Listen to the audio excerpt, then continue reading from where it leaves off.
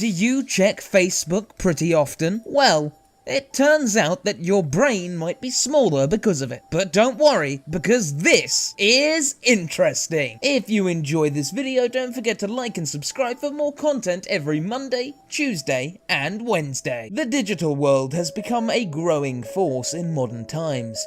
We've seen revolutions that have taken computers from being giant hulking machines to tiny contraptions that are small enough to fit in our pockets. But according to Christian Montag from Emory University, that may have had an adverse effect on certain areas of the human brain. According to Montag's research, people who check Facebook and other social medias regularly on their smartphones actually tend to have less grey matter in the reward areas of the brain. For those of you that don't know, grey matter is a part of the central nervous system which helps you to control the muscles, sensory perception, speech, decision making, and even self-control. Montag and his team of researchers recruited 46 men and 39 women, and then used magnetic resonance imaging to chart the internal structure of their brains.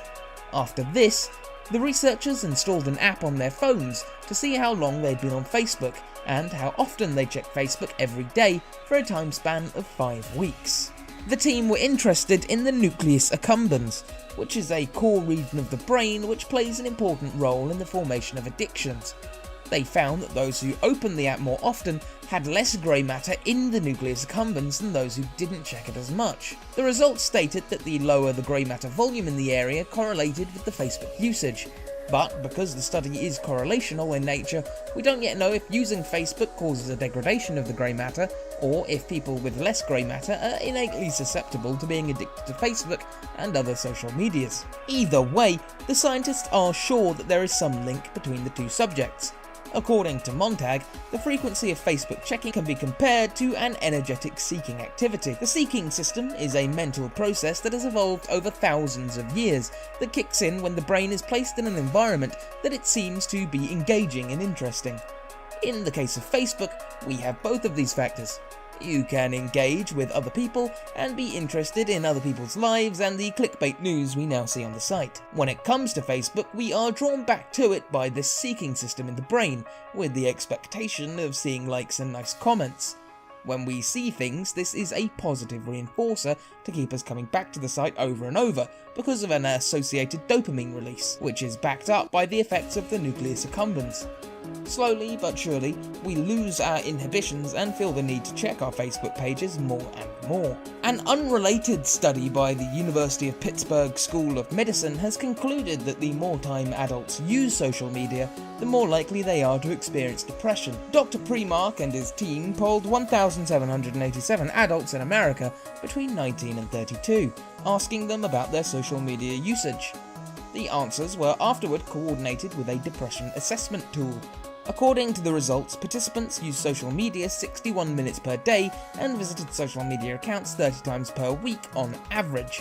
While this doesn't sound too crazy, those who were classified as having high indicators of depression racked up to be a quarter of the participants.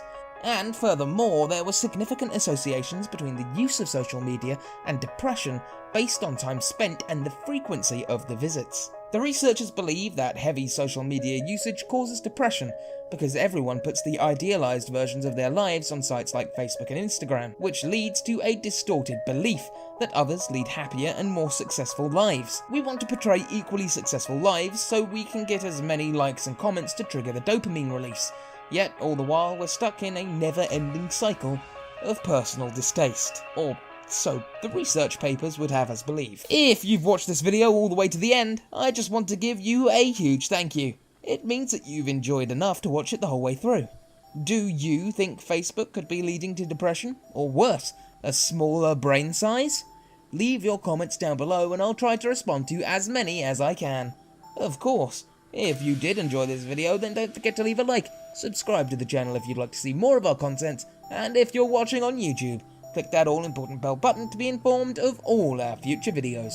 And as always, that was interesting.